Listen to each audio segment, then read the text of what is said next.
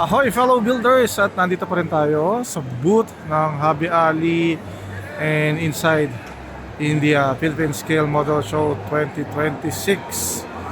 And quick highlights tayo. For the highlights, good thing Hobby Ali launches the new tool partner, which is the G Hobby. Yan, hindi po siya iPhone but it's a G Hobby tools. Fresh na fresh, nilaunch dito sa PSMS. And aside from that, there are lots of gimmicks G Hobby provided, such as this one. It's not only a sanding paper but also with a good white case, portable case that you can use it as a modular sanding case. And aside from that, we're going to have a kit, which is a miniature of the sanding case, and as well as a miniature of skateboard.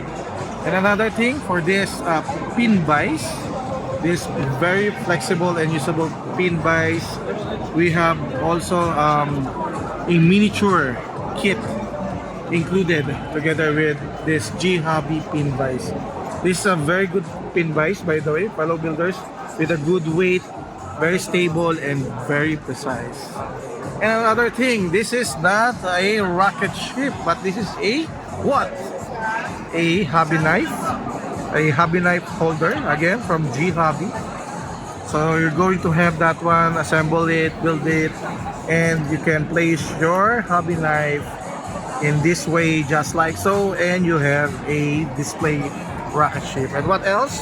Of course, the spare blades, and then the sanding sticks that you can use together with this sanding paper of G Hobby. And last but not the least is the parts separator, which is mukha siyang balisong, pero you can fidget around, you can play it around like this, just like so, and flip it like that. The good thing with this one, this is a kit, part of the kit. You can also create a miniature of the kit of this part separator. Again, this is the G Hobby under Hobby Ali. You can check it out at Hobby Ali shop.